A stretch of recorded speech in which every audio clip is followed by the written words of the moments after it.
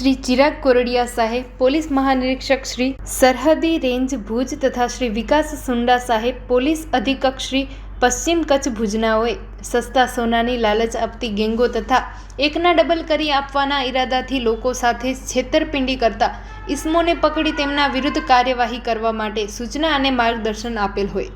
Police team દ્વારા technical તથા human sources આધારે તપાસ કરતા એક ઇસમ મળી આવેલ અને તેના કબજામાં રહેલ મોબાઈલ ફોન ચેક કરતા ફેસબુકમાં જોતા નીરજ સોની નામની આઈડી હોય, જેમાં સોનાના બિસ્કિટના ફોટા તથા વિડીયો મૂકેલ હોય અને તેમાં માર્કેટ રેટ કરતાં 15% સસ્તું આપવાની જાહેરાતો મૂકેલ હોય. જે બાબતે યુક્તિ પ્રયુક્તિથી પૂછપરછ કરતા સદર ઇસમે જણાવેલ કે ખોટી બનાવટી ફેસબુક આઈડી બનાવી તે આઈડી સસ્તા સોનાના બિસ્કિટ આપવાની જાહેરાત બનાવી તે જાહેરાત સમયે સમયે ફેસબુક ઉપર અપલોડ કરી તેમાં લોકો સાથે આ લોભામણી જાહેરાતથી સંપર્ક કેળવી તેમના વિશ્વાસમાં લઈ તેમના સાથે વાતચીત કરી તેમના સંપર્ક નંબર લઈ વોટ્સએપમાં ચેટ કરી લોકોને વિશ્વાસમાં લઈ સસ્તું સોનું આપવાના લાલચે લોકો પાસેથી પૈસા મેળવી અને પૈસા નહીં આપવાના ઈરાદે આવી આઈડી બનાવવાની હકીકત જણાવેલ.